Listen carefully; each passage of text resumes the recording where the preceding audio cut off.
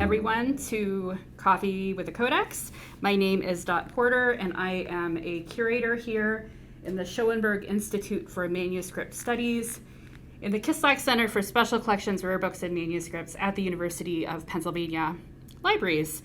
And here at the Schoenberg Institute, we have a collection of manuscripts, and we do lots of things with them. We digitize them. All of our manuscripts are digitized. Well, most of them are digitized. Some of them aren't, because some of them are too damaged to digitize. This one is, though, so if you follow that link, you should see a link to a facsimile digital copy, and if you want to follow along, you may. But first, before we start talking about MS Codex 1233, which is the manuscript, I have on my screen a photograph of the cathedral at Cologne in Germany, which was taken in 1855. Why was this photo? Why do I have this up? Taken in 1855.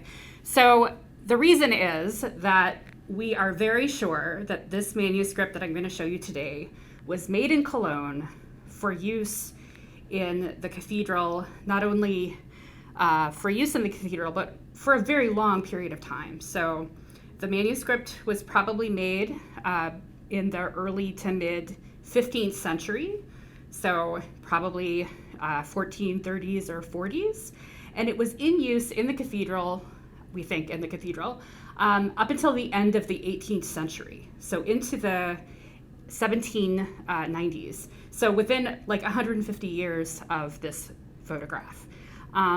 The reason I use this photograph and not a modern photo of the Cologne Cathedral is that the cathedral started being built in like the 11th century, and they built it for a few hundred years, and in, I believe, the 1420s, they stopped building it. There wasn't even a nave when they, that was complete at the time that they stopped building it. So the whole time that this manuscript would have been used, it would have been used in an unfinished cathedral.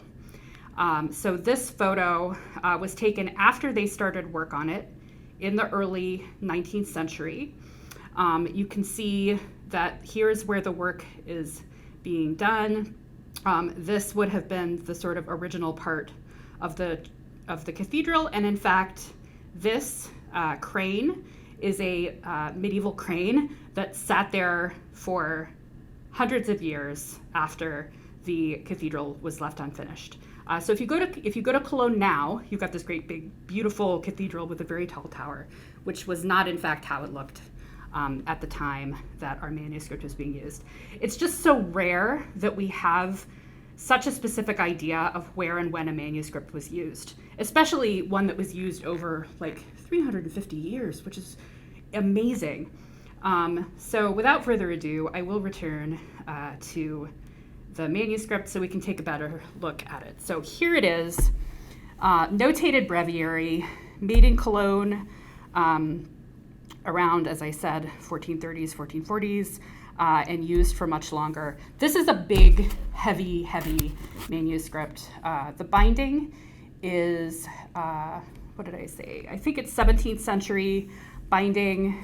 It has pigskin and these fantastic like metal bosses and corners, and one clasp that's still here. The other clasp came off. This did not happen when it was in my care. I found this in a folder, which is probably not the best place to keep it, but I thought it was interesting because you can sort of see that a little bit.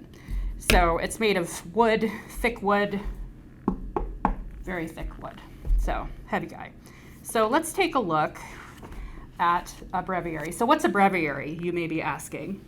The breviary is a book of the canonical hours. So this would have been used by probably monastic brothers who were at the cathedral, much as they would be in a monastery. And they, over the course of the church day and the church year, they would work their ways through this manuscript. The canonical hours being lauds, prime, terce, sext, non, Vespers, Compline, and then Vigil, which is in the middle of the night. So about every 3 hours they would be praying. It's sort of a constant thing. But it actually starts out with a calendar, which is similar to calendars that we would see in books of hours, right? Books of hours pretty much always start with a calendar. So you can see the calends up here, and this is listing out all of the days of the month. And in this column, we have basically either holidays or saints that are celebrated in this. And then the other columns are numbers and letters that help determine the date of Easter and what readings happen on that day. Let me zoom in. Part of the problem with a book that's this big is it doesn't really fit my usual thing, but let's try to get in. So some of them you can see are written in red, literal red letter days.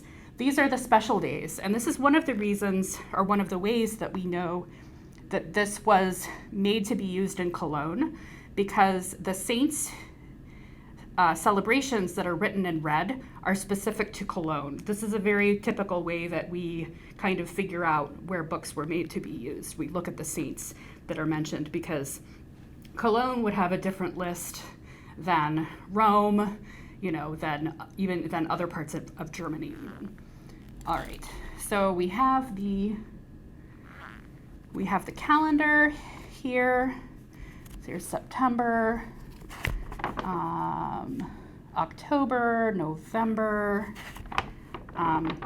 and let's see, I'm looking for any additions. Because it was used over such a long period of time, we're going to start seeing a lot of additions there.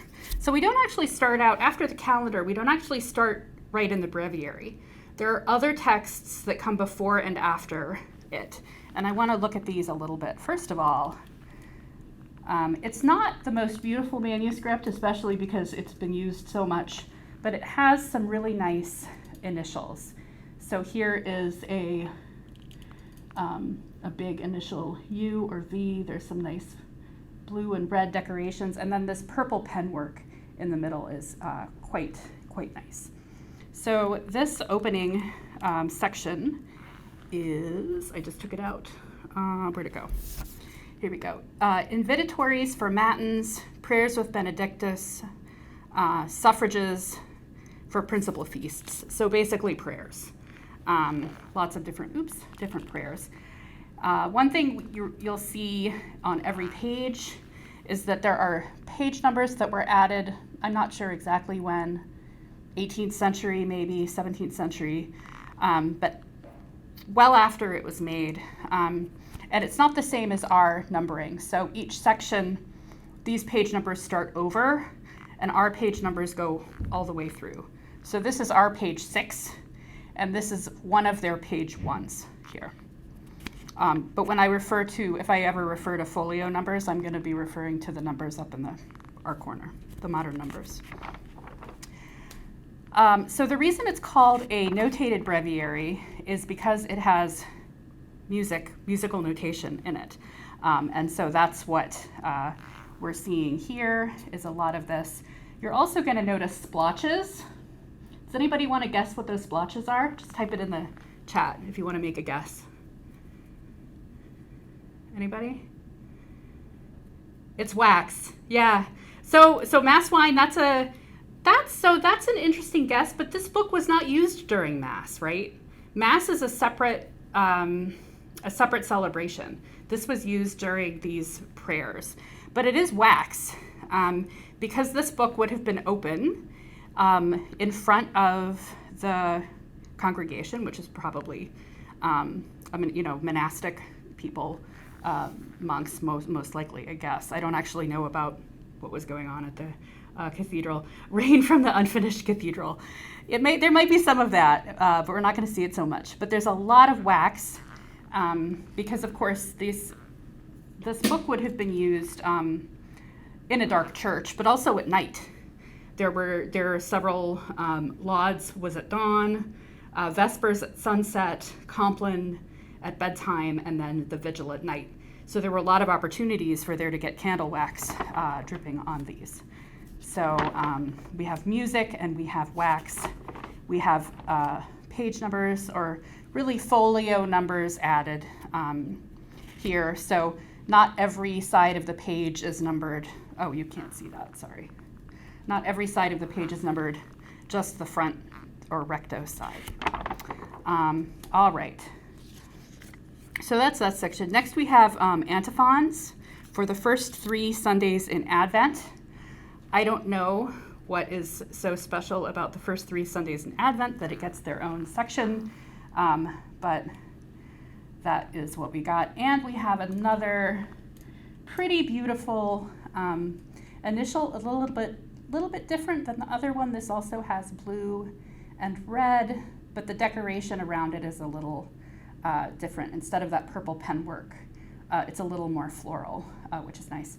Oh, and we can see there's a title that's been added in a later hand, a post-medieval hand up there at the top. And we're starting to see more, there are going to be more additions in the margins too. And more wax, little wax strips. And here's actually a better way to see the music. So it's a little bit different from modern musical notes. The staff is only 4 lines, and the notes are, it's sort of a square, some kind of square notation. I did actually take medieval music when I was in college, but that has been a long time ago, so I don't really remember it. But you don't forget it once you see it. So this is our section of antiphons. There's some more notes. And then now we're finally hit the breviary. So from 19 recto through 280 recto, we have the breviary itself. It actually starts mid-word. There's something missing here. I only noticed it when I was preparing, and I want to check the page numbering, or the folio numbering. So this is 15. So this is 13. So there's a page that has been, and I can see there's a page that's been cut out, and here's the stub. Now, why? It could have, it looks like it was cut. It could have gotten damaged. Maybe somebody later cut it out because it had a really nice initial. We've seen a couple of nice initials, so it's possible somebody cut it out for that reason. Over here, I just want to point out, here is another example of an addition that's been done. So this is the end of the original 15th century text, and someone later, there's even, it looks like there was this red staff was there, and somebody came later and added another suffrage later, imitating the medieval script, which is sort of fun, trying to make it look like that. So that's pretty neat. And here is even some more later added, like somebody was just sketching, which is fun.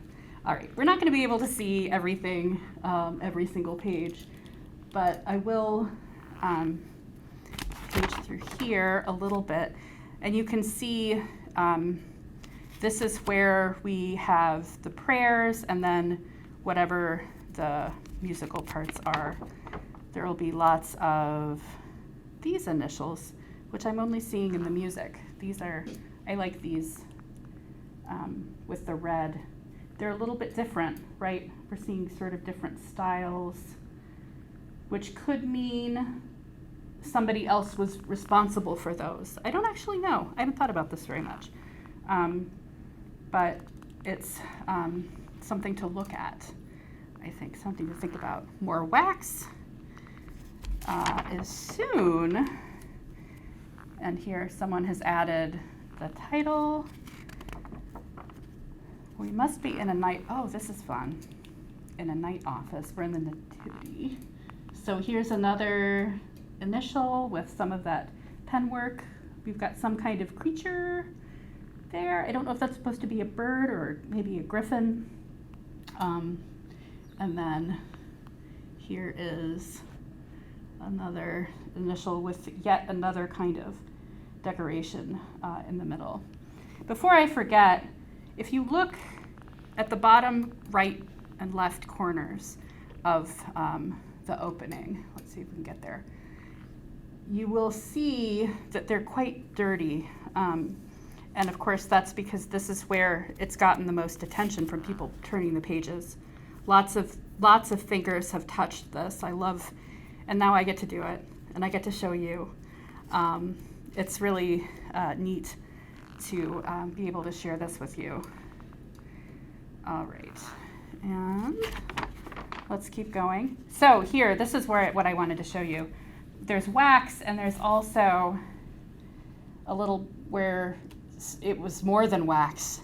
This is a burn mark here. Something fell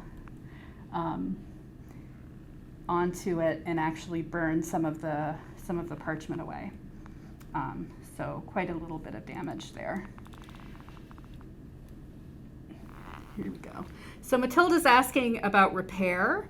Oh, you were asking earlier. So I think we haven't seen any repair yet. We will get to some when we get a little bit further in, especially towards the ending. Mostly here what we're seeing is people adding either notes in the margin or titles. We still have the page numbering or the folio. I keep saying page numbering. That's very bad of me. It's folio numbering. Here, let's see.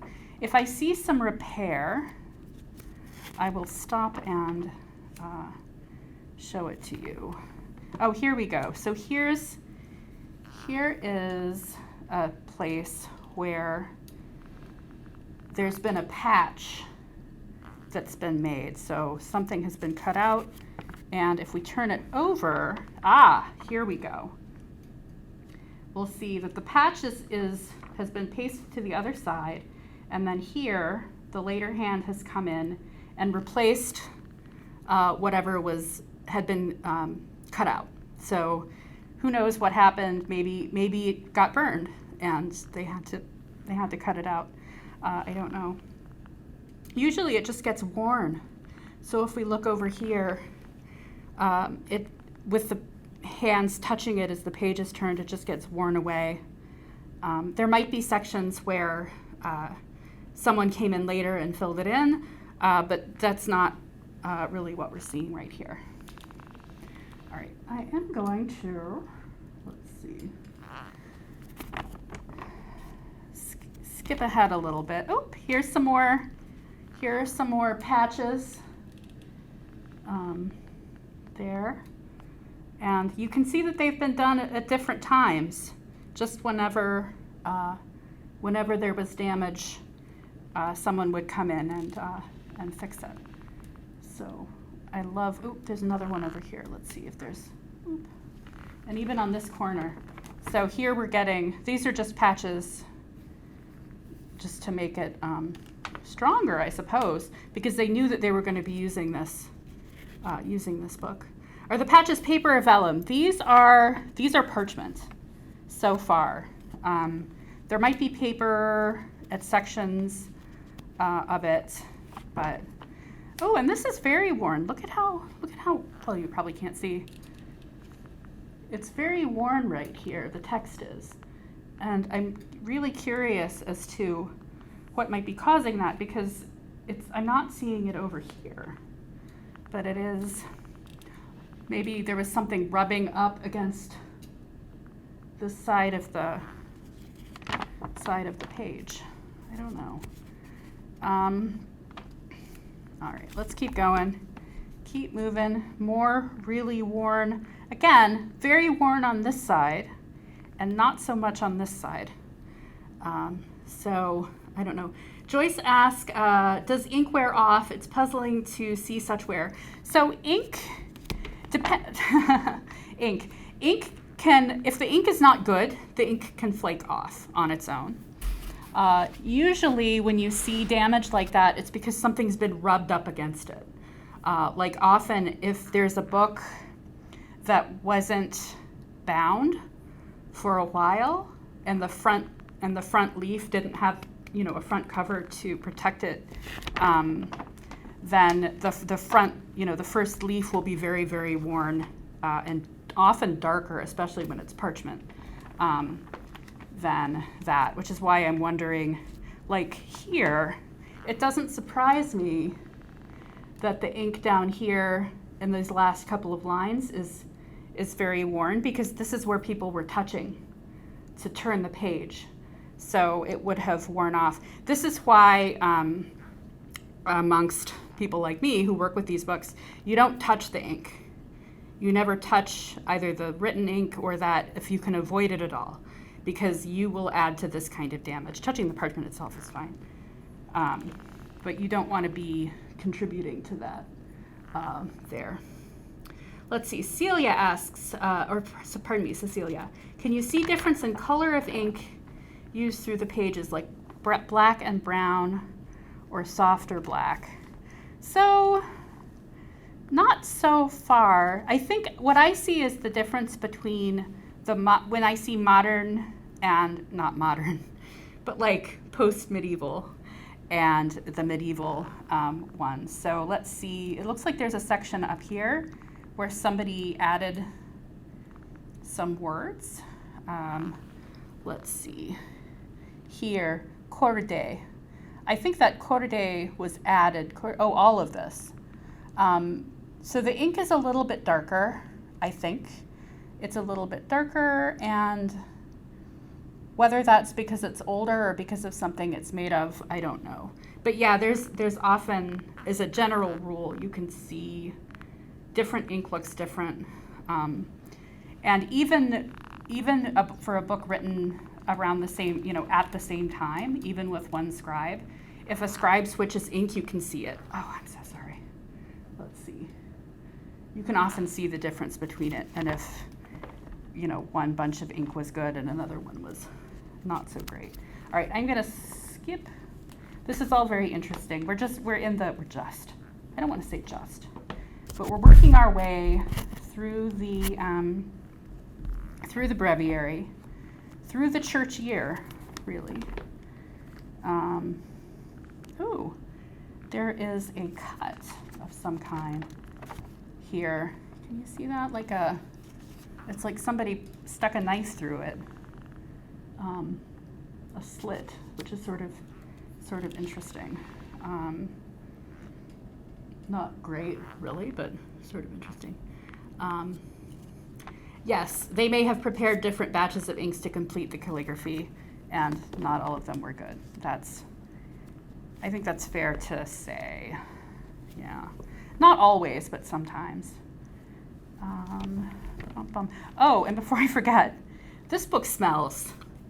I wish I could send the scent of it to you, because it's really awful. And I'm going to have to wash my hands really well when I'm done. I washed my hands before, and then I'm going to wash my hands after, because they're going to smell terrible. All right. We're working on the digitization of olfactory. We're not really, but it would be interesting if we could. All right. So before we reach the end, I do want to get to the end, because the end is where we get more additions.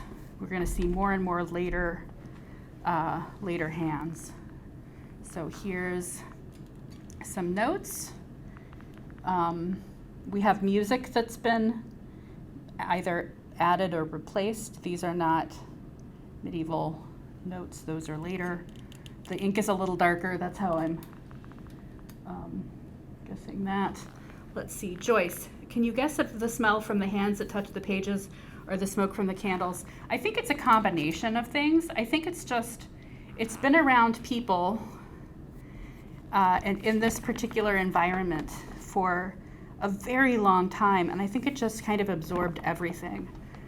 It would be really interesting to do some kind of experiment to see what makes it smell the way it does. But it's unlike anything I've smelled before. All right, so we're done with the breviary. I think it ends in the middle of something. I'm going to check the page, the folio numbering again. 280, no, maybe not. Maybe it goes on. So we have another big initial with more purple and the red in the middle. That's very pretty. This is hymns. We're at hymns now. So hymns as today are songs of praise. So that's what we have. Some more, this looks like sort of an earlier note even. Not so late as some of the other ones. Oop. All right. Here, okay. So there's a leaf has been just cut right out down the middle. This is leading into the Festival of the Purification of Virgin Mary. But unfortunately, there was this whole section of added music that was cut out. And this is, I want to say this is like 16th century. So this is not quite as late as some of the other editions that we've seen, but added not too long after this was made, and then just cut out. Again, why was it cut out? I don't know. It's so hard to say. And then we have this festival, and this is a little different because again we have these black and red initials in the music, but they're a little fancier than the ones that came before. I think that this is written at the same time but is a little different. Maybe have been added at some other point. All right, so, and more wax all over. Here we have another festival to the Virgin Mary, and this is the same style as the previous one. It's almost like there was this section of Virgin Mary material that was sort of put in at some point a little bit later. I'm going to guess that. There. Let's see. Here's more added music. There's some more wax. Here we go. There's a lot happening in this one. So this is a partial list of contents that was written in 1751. So here, 1751, right there. So someone came in 1751 and said, I'm going to try to figure out what everything is. And it says partial. I haven't been through it, so I'm not sure. And then there's this, a festival to Virgin Mary, 1745. So this was put in 1745. This is paper. This is a paper leaf, and it's just been sort of pasted in on the edge, added in like that. And then this is also later another festival for the name of actually Jesus here, sort of copying the earlier portion, but clearly added later, 18th century, early 18th century. This is paper. Someone was asking about paper and parchment. This is paper. And then another section added. This is to the Holy Cross. And again, sort of mimicking, the text doesn't even bother really mimicking the music. And we have five lines in the staff. So the music is even a little bit updated.